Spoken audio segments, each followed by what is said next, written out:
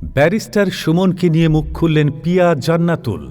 বেশ কিছুদিন আগে পিয়া তার লাবণ্যময়ী হাসি দিয়ে নতুন করে আলোচনায় আসেন, কিন্তু সম্প্রতি এক সাক্ষাৎকারে ব্যারিস্টার সুমনকে নিয়ে মুখ খুলে আবারও আলোচনায় মডেল অভিনেত্রী।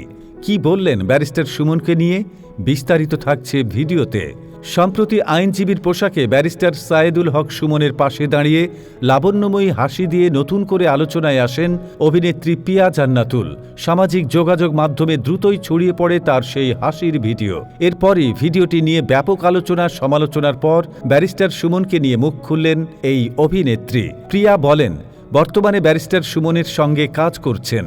তিনি কাজ করতে গিয়ে দেখেছেন তার মধ্যে অনেক গুণ রয়েছে, তবে সবথেকে বড় গুণ তার টাকার প্রতি বিন্দু পরিমাণ লোভ নেই। প্রিয়া আরও বলেন, ক্লায়েন্টদের থেকে এক হাতে টাকা নেই, আর হাতে সব টাকা দরিদ্র ও অসহায় শিক্ষার্থীদের মাঝে বিতরণ করে দেন। প্রিয়া জান্নাতুলের কাছে ব্যারিস্টার সুমন একজন চমৎকার মানুষ।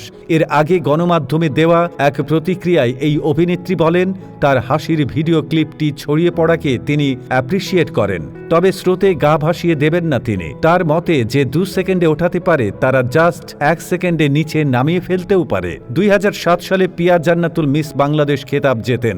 2008 সাল থেকে মডেলিং দিয়ে তার কর্মজীবন শুরু।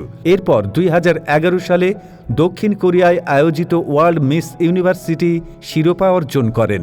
2012 সালে চোরাবালি চলচ্চিত্রে অভিনয়ের মধ্য দিয়ে চলচ্চিত্র জগতে পদার্পণ করেন প্রিয়া জান্নাতুল। তো দর্শক, এই ছিল আজকের ভিডিও।